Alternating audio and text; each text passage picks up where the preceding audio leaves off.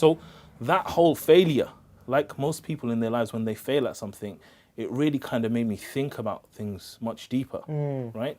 And then when I started to apply myself, I realized that education was something valuable. Because somewhere like Pakistan, they've got state schools, so they've got children who don't go to school. Yeah, that's it true. made me realize that education is actually something very powerful. And it's a bit like, you know how some people go to prisons and they learn about, suddenly they've got books and they've got education. It was like that for me. And those people had very high standards. They were very posh. They were like, you see the difference between those kids that are going to school and those who are not. Whereas over here, obviously, everyone's pretty in much school. everyone is in school. So it's always a standard. For granted, isn't it? Yeah. Exactly. So that whole episode, when I failed and then I started to get back into it, I realized that education had some real value, and I realized what it could actually do for me. And then it also changed my mindset, because before I went, I had never thought about really, I mean, we were expected to go uni because no one in our family had ever gone uni. But at the same time, I never knew if I could make it. I never knew if I could do it. So when I went there, I did that. I stayed there for a few years. It was a life-changing experience for me. When I came back to this country, I was actually 17. I had no qualifications. So I'm back here in England again, but no qualifications. I was worse than a failure, because I went to college and I said, I want to do GCSEs because I've never done GCSEs. In Pakistan, we didn't do it. And they said, sorry, you haven't failed GCSEs, so you can't do it. Right? The only way you can do it is if you go back to school. And I was like, I'm not going back to school.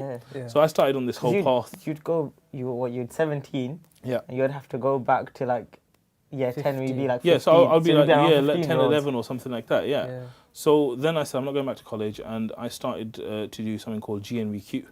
Now, all of us that were on there, especially you intellectual guys, you're like, GNVQ. We used to call it going nowhere very quickly, right? Because it was like the lesser, it was like seen as lower than GCSE. No, but it's vocational, more. It's more vocational. But at that time, you know, people who were doing A levels, they always looked down on us. Because they're like, oh, this guy's doing GNVQ. They didn't know I came from Pakistan, right? So back when we was in sixth form, like anybody who did something that was a bit like lower standard, we'd say that's BTEC. Exactly, BTEC. We just call it, that's right. For example, somebody worked in primary, like, that's BTEC.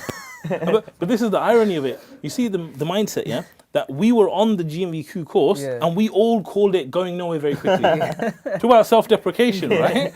So anyway, but once I came back from Pakistan, to be honest, like education was a breeze for me. The stuff that I learned there in 2 years, it took my mindset to another level, and it raised my standards. Right. And after that, like in my GMVQ intermediate, I got a distinction. I studied business. In my advanced, I got a distinction. And then even when I went to uni, I kind of cruised through uni. Uni, you know, Pakistanis were very good at mathematics. We weren't allowed to use calculators there. You know, you have sine and cosine math. They would give you a book.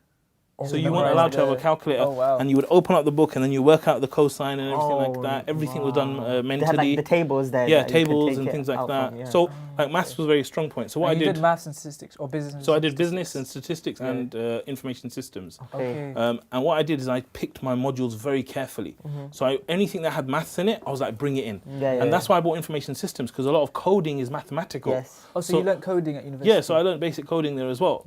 So I brought that in, and those things pushed me up to a first in uni. And when you graduated, that was just after the .com bubble? Just after I graduated in 2003, Because I think that obviously I studied IT at that time, and mathematics, stuff like that. It really did, I think that's a really good time to study it. Because you can use that skill and create businesses, and they would be very successful.